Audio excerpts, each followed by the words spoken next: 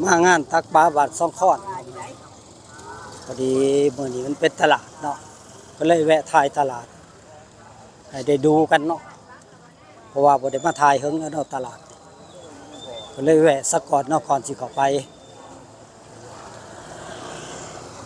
ก็ยังคือคักคือเก่าเนาะบ่ได้มาเฮิงล่ะตลาดบ้านสองข้อนวันพฤหัสเนาะ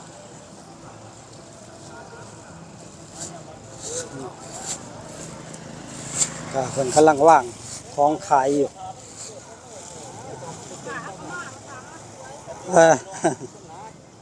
ไปขามาสายหน่อยเนาะ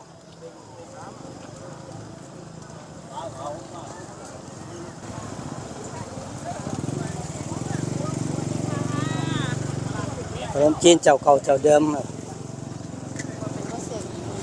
แล้วบ่เข้าวัด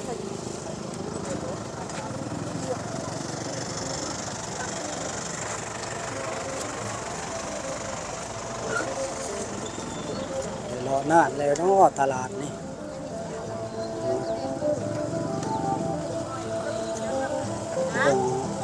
อาหารสดๆเนาะปลาแก้วไข่ปลาจ้ะปลาแก้วไข่ปลาเนาะงามมากเลยปลาโหลด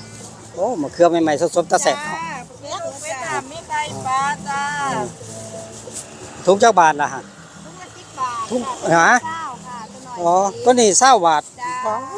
พี่น้องเลยไม่นี่ก็20 บาทจ้าจะไม่เราขายลายนี่20 บาทตัวสั่นอันนี้10 บาทถุงหน่อยเนาะมีแต่งามเป็นตะแสบคือนี่กระป่นเนาะเรียนเราไม่ยังไงนี่ทำไมจิ้มจูโอ้จิบจูโอ้นอนถุงละ20 บาทถุงละ20 บาทเนาะทำไมบงถุงละ20 บาทเด้อครับเด้อ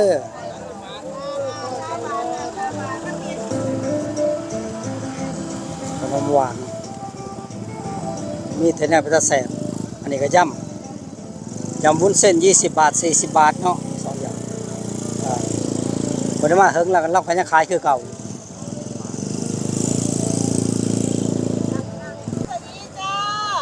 ป้าเราว่ะโอ้มื้อนี้ปลาหลายเนาะมื้อนี้ได้ปลาหนังบ่ปลาราคาถูกได้มื้อนี้ฮะปลาหยังก็ราคาแพงนะมื้อนี้บ่นี่เนาะปลาใหม่ๆเลยตัวนี้280เด้อสิโลนึงบ่แม่นตัวนั้น250มันปาก120ตัวนี้120ปลานี่200ปลาครึ่งเนาะพอครึ่งหน่อยนี่ปลาหยังก็ปลาสะอีโอ้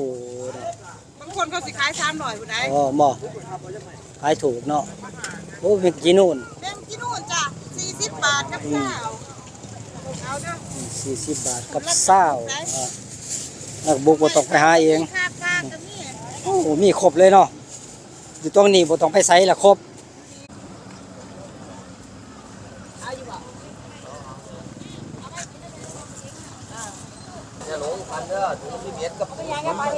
เงาะ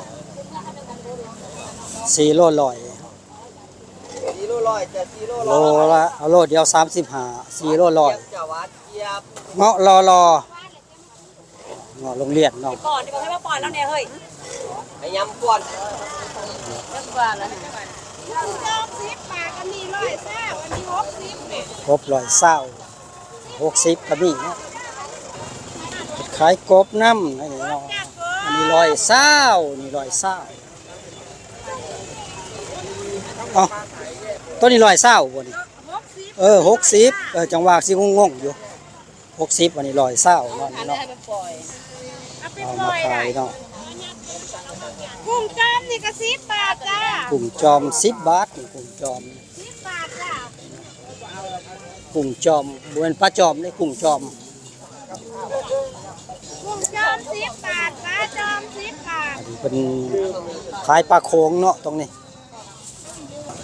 นี่ปลาโขงยังหลายคือเก่า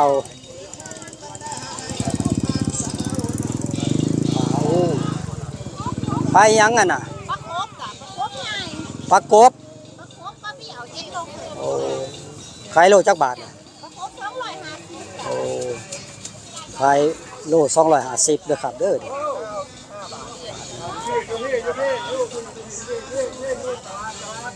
โอ้ยมันคือใหญ่คักแต่ปลา นี่ปลานางเนื้ออ่อนปลาแดงเหรอ ปลาเนื้ออ่อนตัวใหญ่เลยเนาะ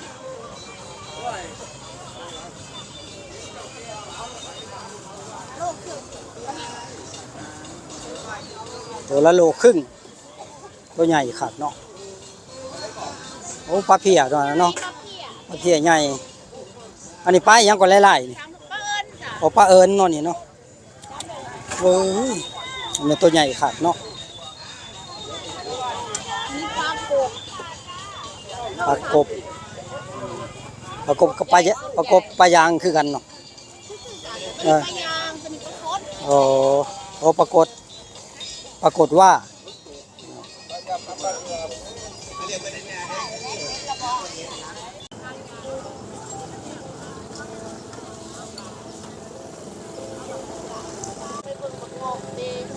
ไปเบิ่งอีหยังก็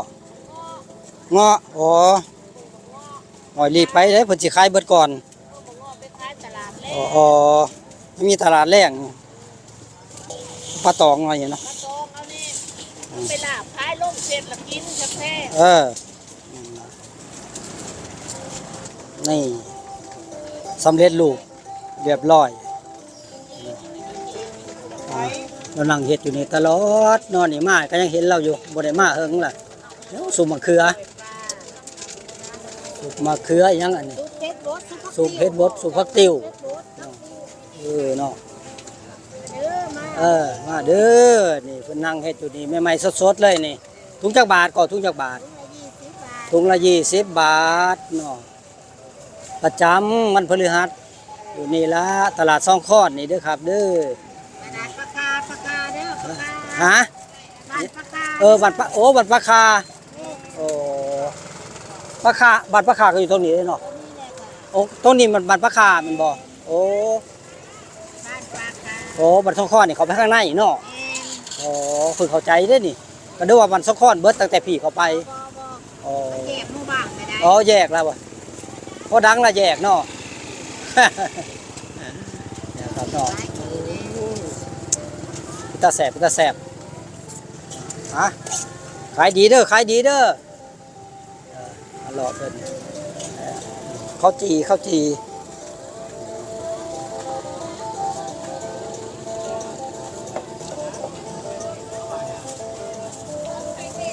มาล่า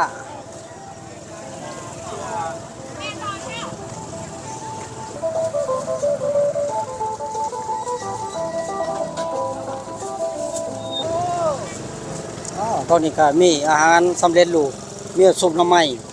สบายอัพทะเล แกงเล็กเนาะ 9 บาท 9 บาท นี่ข้าวต้ม10 บาทเนาะขายประจำเนาะมาจะได้ก็เห็นเพิ่นอยู่นี่ละนี่อันนี้เขาวกำหวาน 9 บาทก็มี คำหวานคำมีเนาะนี่อันนี้ยำมุดเส้นเนาะนี่เส้นมันปนปลาเนาะซุปปลาติ๋วอันนี้แบบโอ้โหผู้ใดชอบไม่โอ้มาสั่งได้เลยนี่ ปลาลาบป อ่า ลา ปลาหลาบปลา ที่เหล็ก มีครบเลย ลาบหมู คล้ายๆหลาบปลาตองเนาะนี่ แม่นลาบปลาตอง น่าแม่นอีหลีนี่หลาบปลาตองนี่ ลาบปลาตอง บ่ต้องไปทำให้มันยากมากเอาไปเอา 9 บาท 20 บาทคือเอาหน่อยแท้อิ่มบ่นะกินบ่เบิดบ่ซ้ำนี่เฮ้ยหัดกินหลายๆนี่แหม่ แม่ว่าเห็นแต่น้ำมีนึกก็เย็นเนี่ยหวานพุ่นแป๊กกรอบวอก หลอดช่องนมจีน ร่องอยู่บ่ได้เหมือนกัน อืม ร่องอยู่บอก แม่นบ่ เขาเริ่มเก็บลูก โอ้นี่ล่ะหาเครื่องเลยเด้อครับเด้อนี่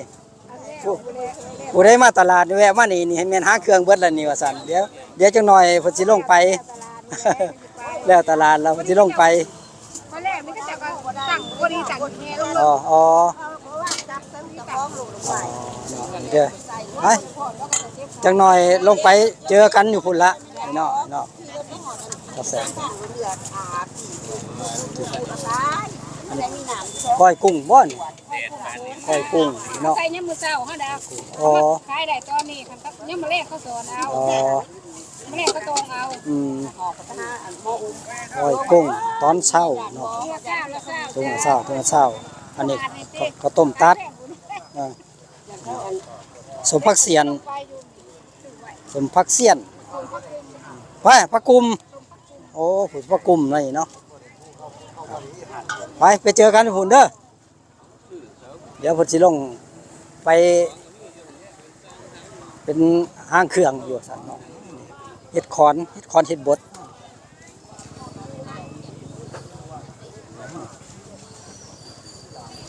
อันนี้มกปลามกหน่อไม้เนาะมกละ20 บาท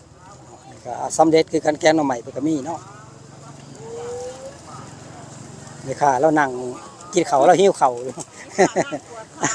โอ้นี่ม่วงแผ่นตัวนี่ถุงจักบาทอะขายคู่มือ101น้อยนี่เนาะนี่เนาะถุงละ100 บาทนี่เนาะไก่สิเบิดหน้าฤดูมันแหละได้นี่กินแนวนี้ได้บาทนี่แซ่บ คนลงนี่ก็คือหยุด บ่ลงก็เบิดเนาะแม่นนะเนาะ มีเมงวีเมงวัน โอ้เราขายปลาหยังอ่ะน่ะขึ้นโอ้ปลาย้อนน้อยเนาะโอ้ทางในปลาย้อนน้อยเนาะ ยอดตัวน้อย ปลาย้อนตัวน้อย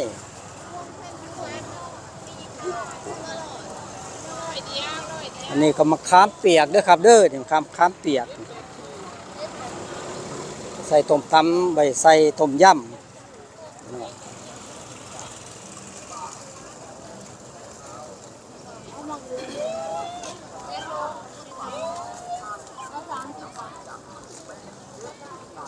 ครับนี่ก็คือบรรยากาศของตลาดบ้านปลาคาเด้อครับนี่เด้อเขาใจผิดมาทางนานว่าเป็นบ้านซ่องคอนบ่แม่นเนาะบ้านซ่องคอนนี่ก็เขาไปข้างในเนาะอันนี้เป็นตลาดบ้านปลาคาเนาะนี่นะครับตอนเสาร์ก็คึกคักคนมาเดินตลาดก็ได้เนาะเดี๋ยวเดินตลาดแล้วนี่ก็สิเข้าไปข้างในงานตักปลาบ้านซ่องคอนพอดีเลยเนาะมื้อนี้เลยเข้าไปครับเนาะนี่นะครับก็ขอปิดคลิปไว้ตรงนี้เด้อครับเดี๋ยวคลิปหน้าขอเจอกันใหม่เด้อถ้าได้ไปถ่ายแถวตลาดเนาะ